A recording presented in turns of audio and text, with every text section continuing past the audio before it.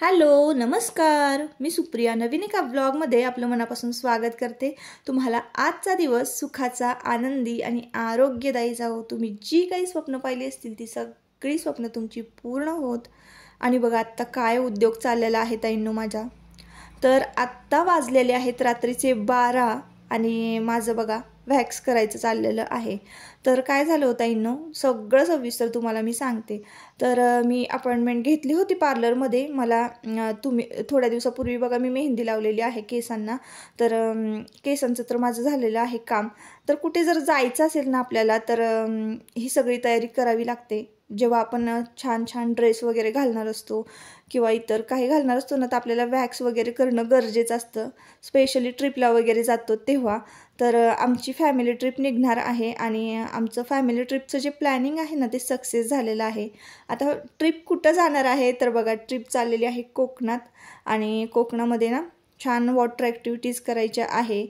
त्यानंतर बऱ्याच अशा ॲक्टिव्हिटीज असतात, फिरण्यासारखं भरपूर असतं. बीचवर पण आपण फोटोशूट वगैरे करतो. तर म्हटलं चला वॅक्स करूयात. तर आज सकाळी मी गेले तर पार्लर बंद होतं आणि आम्हाला निघायचं आहे उद्या सकाळी पहाटे 4:30-5 वाजता घरातून बाहेर पडायचं आहे. आणि मग वॅक्स करणार कधी तर आत्ता सगळ्यांची जेवणं झालेली आहेत. कट्टा वगैरे आटपून झाला, भांडी वगैरे घासली आणि माझ्याकडे थोडासा वेळ होता झोपण्यापूर्वीचा. खरं तर सकाळी लवकर उठायचे, तरीसुद्धा म्हटलं चला आपण नाही केलं आपल्यासाठी वेळ दिला तर कोण करणार आहे. म्हणून मग मी आत्ता वॅक्स करायला घेतलेला आहे. साधारणतः मला 1-1:30 तरी वाजणार आहे झोपायला.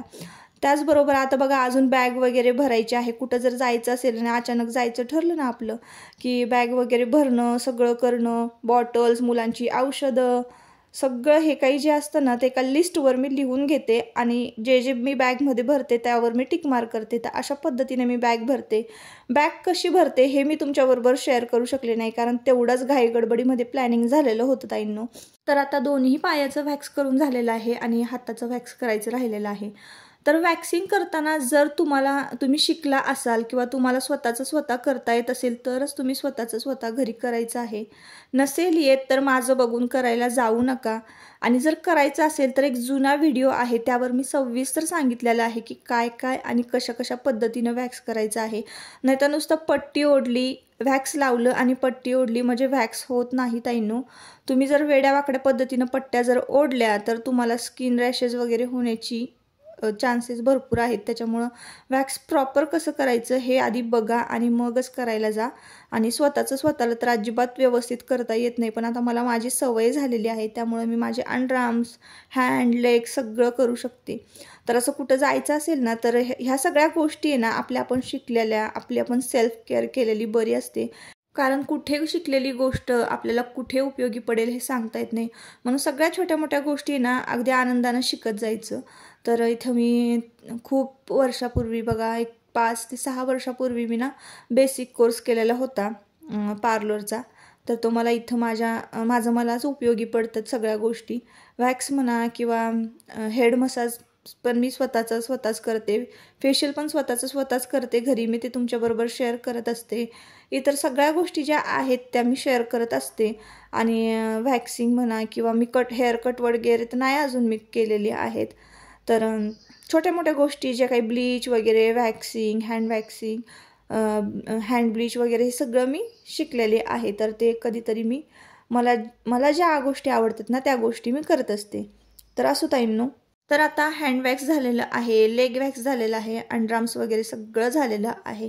छान तेल लावून हेड मसाजसुद्धा केली आणि केससुद्धा वर बांधलेले आहेत. आता सकाळी उठलं की मस्तपैकी शॅम्पू कंडिशनर लावून आपले केस जे आहे ते मी धुवून घेणार आहे. तर अशा पद्धतीनं जर कुठं लांब ट्रिपला वगैरे जायचं असेल ना तर मी अशा पद्धतीनं स्वतः घरच्या घरी स्वतःची जी काही कामं आहेत ते आटपत असते. आता मी जर पार्लरमध्ये गेले असते, खरं घेतलीच होती वेळेअभावी ट्रीटमेंट, पण ते पार्लरच उघडं नव्हतं. आणि जर समजा मी गेले असते तरी पण माझे पैसे जे आहेत, समजा आता बघा चार्जेस किती आहेत. हँड वॅक्सला आम्हाला तरी वाटतं ₹200 चार्ज आहे, लेग वॅक्सला ₹200 चार्ज आहे. त्यानंतर अंड्राम्सचं पण 100 रुपीज का 50 रुपीज घेतात, मला माहिती नाही, कारण मी कधी जातच नाही. स्वतःची ही जी काही कामं आहे ना तर ती मी स्वतःच घरी करत असते आणि तेवढेच पैसे पण आपले सेव्ह होतात, वाचतात. तर त्यामुळं ना, आणि आयब्रोज वगैरे सुद्धा मी घरीच करत असते, तर कुठलीच गोष्ट मला पार्लरमध्ये जाऊन करण्याची गरज नसते. आता ना व्हॅक्स केलेलं आहे आणि व्हॅक्स केलं की ना आपले पोर्सेस जे आहेत ते ओपन होतात. अशा वेळेला काय करायचं, थंड पाण्याने हातपाय तोंड धुवायचं, म्हणजे थोडेसे जे पोर्सेस आहेत आपले ओपन पोर्सेस ते मिनिमाइज होतात. आणि मग त्यानंतर आपल्याला त्यावर मॉइश्चरायझर अप्लाय करायचं आहे. कुठलंही मॉइश्चरायझर तुम्ही अप्लाय करा, थोडंसं जरा ते वॉटर बेस असलं पाहिजे, पटकन ॲब्झॉर्ब झालं पाहिजे स्किनमध्ये. मग त्यानंतर आपली स्किन अशी काही जी शायनिंग होते की नाही, तर छान मऊ मऊ तुकतुकीत होते. मग त्यानंतर आपल्याला कुठलंही मॅनिक्युअर पॅडिक्युअर वगैरे करायची काहीच गरज नसते. पॅडिक्युअर जरी तुम्हाला करायचं असेल तर थोडंसं कोमट पाण्यामध्ये पाय बुडवा आणि पायचे जे तळवे आहेत ते स्वच्छ धुवून टाका. तर गुड मॉर्निंग सर्वांना, शुभ सकाळ. तर सकाळ सकाळची वेळ आहे आणि सकाळी सकाळी खूप गडबड झाली, बॅगा वगैरे भरणं, पटापट हे सगळं आवरण्यामध्ये मी पुढचं जे काही आहे याच्या आधीचं अजिबात शूट घेतलं नाही ताईंनो. जेव्हा मी घराबाहेर पडले तेव्हाचं हे वातावरण आहे. तर नुकताच सूर्योदय होत होता. आजची तारीख आहे 21 फेब्रुवारी, वार आहे शुक्रवार. आताचं टायमिंग आहे जवळजवळ बघा पावणे सातच्या आसपासचं हे टायमिंग असावं. मस्त असं छान सूर्योदय होत आहे आणि अशा सूर्योदय होत असताना अशा वातावरणामध्ये प्रवास करणं ना म्हणजे खरंच खूप भारी वाटतं बरं का. आणि जेवढ्या सकाळी सकाळी आपण प्रवास करू ना तेवढ्या सकाळी सकाळी आपला प्रवास जो आहे ना तो पटपट होत असतो. म्हणजे एक छान शांत असं वारं असतं, ऊन नसतं, रखरख नसते, गाड्यांचे आवाज नसतात, रस्ते मोकळे असतात आणि वातावरणसुद्धा खूप छान असतं, प्रसन्न असतं. तर थोडा वातावरणामध्ये गारवासुद्धा होता आणि इतकं सुंदर सूर्योदय बघायला तर कधी मिळणार आहे का, आपण आवर्जून इतक्या वेळ असा सूर्योदय बघणार आहे का. तर गाडीत बसून ना हेच एकदम मस्तपैकी मजा घ्यायची. तर लॉंग ड्राईव्हची खरी जी मजा काय असते ना तर ती आज आम्हाला घेता आली होती. इतका छान असा सूर्योदय होत होता, हिरवीगार शेती, डोंगर आणि छान असा उगवताना सूर्य. तर पाहत असाल तुम्हाला खरंच इतकं भारी वाटत होतं ना. सकाळी सकाळी छान असे गाणे लावायची, आपल्याला जे आवडतात ते मस्तपैकी हेडफोन कानामध्ये टाकायचे आणि अशा पद्धतीनं मस्तपैकी अशा लॉंग ड्राईव्हचा आम्ही मजा घेतलेली होती. पेट्रोल पंपावर थांबल्यानंतर थोडंसं जरा बरं वाटलं, रिलॅक्स वाटलं. तर तुम्हाला आता मी दाखवते की फॅमिली कोण कोण आहे, कोण कोण कसं कसं छान छान कपडे घातलेले आहे, नटलेलं आहे. तर आयुष दादा पुढं बसलेला होता, तुमच्या दादाने छान पिवळं असं शर्ट घातलेलं होतं. आता महालक्ष्मीच्या दर्शनासाठी जायचं होतं तर त्यामुळं मग मी तर साडीच नेसली होती. आमच्या ताई पण होत्या, ताईंनी छान असा ड्रेस घातलेला होता, सायली दीदी सगळे छान नट्टापट्टा करून बाहेर पडले होते. आता आम्ही आधीमध्ये कुठेही थांबणार नाही, गाडीमध्ये पेट्रोल भरलेलं आहे आणि थेट आता कोल्हापूरच गाठायचं आहे. अजिबात आधीमध्ये थांबायचं नाही, जेणेकरून लवकरात लवकर देवी महालक्ष्मीचं दर्शन व्हावं. तर चला आता भेटूयात कोल्हापुरामध्ये. तर आत्ता वाजलेले आहेत 10:27 आणि आम्ही कोल्हापुरात येऊन पोचलेलो. तर ना आता महालक्ष्मीच्या दर्शनासाठी जायचं आहे. आत्ता म्हटलं आता आधी पोटपूजा करावी आता, कारण उशीर झालेला आहे आणि निघायला 7 वाजले होते. तर हे आहेत आमचे भागचे साहेब. तर तुम्ही बऱ्याच ब्लॉगमध्ये यायला बघितलं असणार आहे, पण आत्ता आपले नवीन सबस्क्रायबर जे आहेत ना ते आत्ता नवीन ॲड झालेले आहेत, त्यांना माहिती नसेल. तर ननंदबाई आमच्या ताई, त्यांचा मुलगा आहे हा, आणि बाकीची जी फॅमिली आहे ती खाली बसलेली आहे. तर हे जे हॉटेल आहे ते त्यांच्या मित्राचं हॉटेल आहे. तर इथं थांबलेलो आहोत आता, चहा नाश्ता किंवा कॉफी काहीतरी घ्यायचं आणि मग इथून महालक्ष्मी देवीच्या दर्शनासाठी जायचं. आणि मग त्यानंतर तिथून बाजारपेठ जवळच आहे, बाजारपेठेमध्ये जर शूट घेणं जमलं तर मी घेणार आहे आणि थोडीफार खरेदी करणार आहे. तिथून पुढे ब्लॉग कंटिन्यू करा. आता बघूयात कुठं कुठं जायचं किंवा काय करायचं हे तर काही ठरलेलं नाही आहे, पण बघूयात नक्की आता काय होतंय काय नाही. तर ब्लॉग कंटिन्यू करा. तर हे आहे त्यांच्या मित्राचं कॅफे रॅलिश.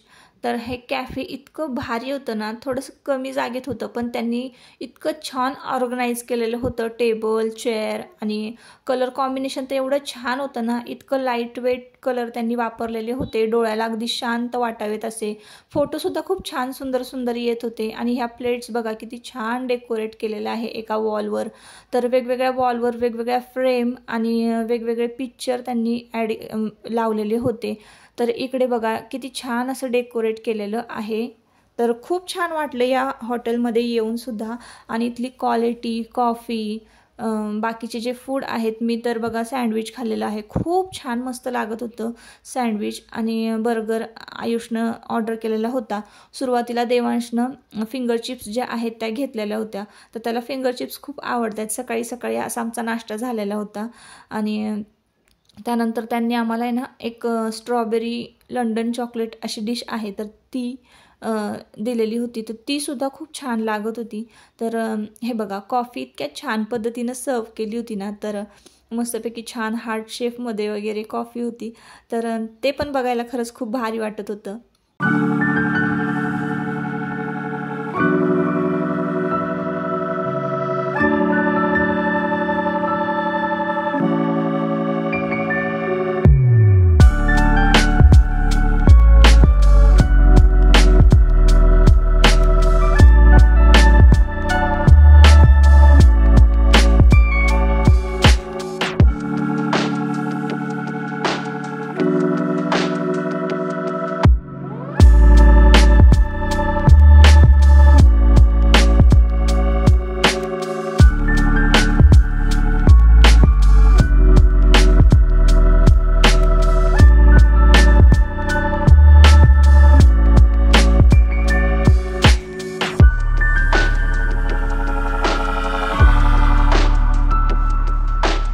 तर इकडे बघा मस्तपैकी छान पिझ्झा एन्जॉय करायचं चाललेलं आहे सगळ्यांचं.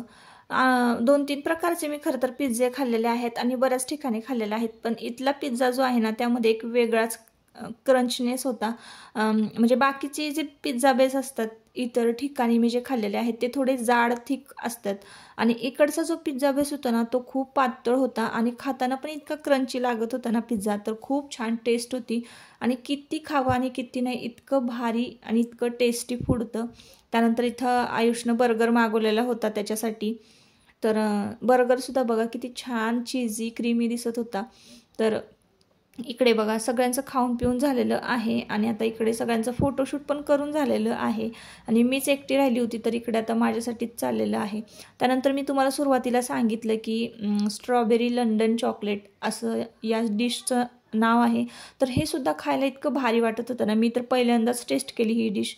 तर स्ट्रॉबेरी बरोबर चॉकलेट असं वेगळंच काहीतरी कॉम्बिनेशन होतं आणि ते इतकं छान पद्धतीनं सर्व केलेलं होतं ना, खूप मस्त पद्धतीनं सर्व केलेलं होतं, तर ते बघायलाच खरंच खूप भारी वाटत होतं. त्यानंतर मग सगळ्यांनी हळूहळू एक एक जी स्ट्रॉबेरी चॉकलेट जे आहे तर ते टेस्ट केलेलं आहे. इकडे पहिला नंबर बघा आजींचा. तर मला प्रत्येकजण विचारतं की तुम्ही सासूबाईंना आजी का म्हणतात, तर माझी मुलं आजी म्हणतात, मी जे बोलेल ना तेच मुलं बोलतात, म्हणून मी पण आजीच बोलते. तर असं आहे. तर इकडे बघा दीदीसुद्धा आमची टेस्ट करत आहे. त्यानंतर बाबा, त्यानंतर मग इकडे दादा ताई सगळ्यांचे नंबर लागलेले होते टेस्ट करण्यासाठी. मला मात्र ते नको होतं. इकडे माझं बघा पिझ्झा खाणं चालू आहे, तर मीच राहिली होती फक्त पिझ्झा खायची, कारण जेव्हा खायला बसले ना सगळे तेव्हा सगळ्यांचं थोडं थोडं मी शूट घेत होते. इकडे दीदी आणि देवांशचं फोटोशूट चाललं होतं. पोटपूजा झाली की आम्ही येऊन पोचलो होतो महालक्ष्मी देवीच्या दर्शनासाठी. तर इकडे बघा महालक्ष्मी देवीच्या दर्शनासाठी जाताना आहे ना तुम्ही छान मस्तपैकी एखादा अत्तर लावा, सुगंधित असा गजरा घाला, कारण महालक्ष्मी देवीला ना शृंगार अतिशय प्रिय आहे. तुम्ही जितकं छान व्यवस्थित साडी वगैरे नेसून जाल, गजरा घालून जाल, शृंगार कराल ना, तितकंच तुम्हाला स्वतःलाही प्रसन्न वाटेल आणि तुम्हाला बघताना दुसऱ्यांनाही प्रसन्न वाटेल.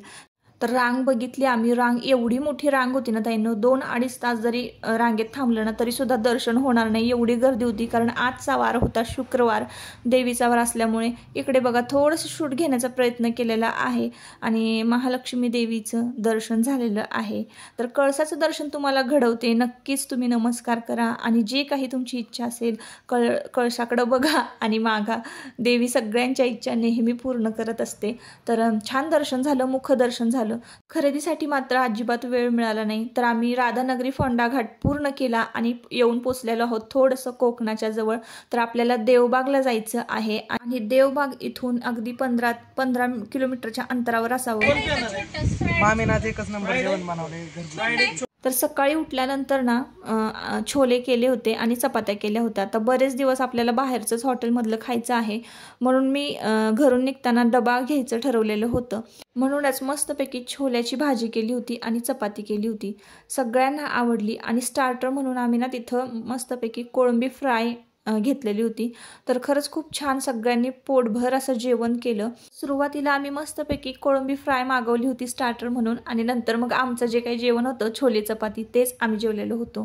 तर कोकणात आलं ना की फिश खाण्याचा मोह काय आवरत नाही बघा. मस्तपैकी किती छान डेकोरेट करून आणलेलं होतं. इथं मिरची होती, कांदा, टोमॅटो आणि कोळंबी फिश फ्राय. तर खरंच खूप भारी लागत होती बरं का, इथली टेस्टी होती. तर तुम्ही कोकणात आल्यानंतर फिशच खा. तर आम्ही 2-3 दिवस ना फिशच खायचं ठरवलेलं आहे. मस्तपैकी पोटपूजा झाली आणि आता सुरुवात केलेली आहे पुढच्या प्रवासासाठी. सूर्योदयापासून सुरुवात झालेल्या प्रवासाला आता सूर्यास्त होत आलेला होता आणि लवकरात लवकर आता आपल्याला जिथे जायचं होतं तिथे पोचायचं होतं.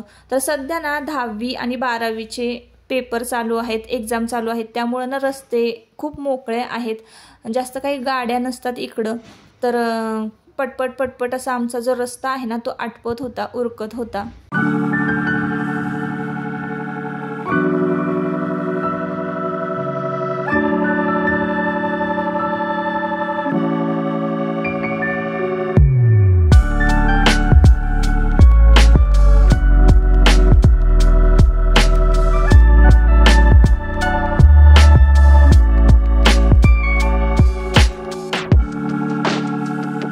आम्ही पोचलेलो आहोत देवबागला.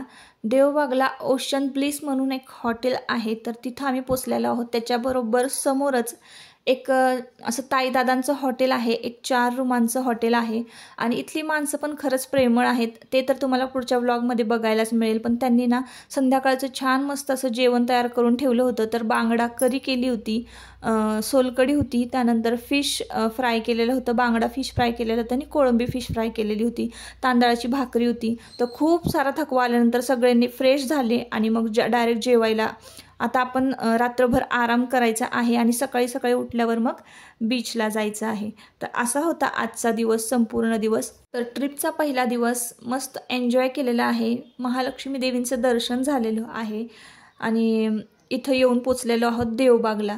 तर आता आपल्याला उद्या बीचवर जायचं आहे, जिथं हे घर आहे ओशन ब्लिस म्हणून एक हॉटेल आहे. त्याच्याबरोबर समोर एक ताईदादांचं घर आहे, फर्नांडिस त्यांचं सरनेम आहे. आणि त्यांचं घर जिथं आहे ना बरोबर त्याच्या पुढे समोरच समुद्र आहे. तर वरच्या रूमच्या गॅलरीतून समुद्र डायरेक्ट दिसतो, इतक्या जवळ बीच आहे. तर आपल्याला बीचवर जाऊन मस्तपैकी आता एन्जॉय करायचं आहे. अंगणामध्ये छान हे ताईदादा टेबल टाकतात आणि मोकळ्या वाऱ्यामध्ये ना मस्तपैकी आजचं जेवण एन्जॉय करणार आहोत. तर असा होता आजचा पहिला दिवस ट्रिपचा. नेहमीप्रमाणे ब्लॉग जर आवडला असेल तर चॅनलला नक्की सबस्क्राईब करा.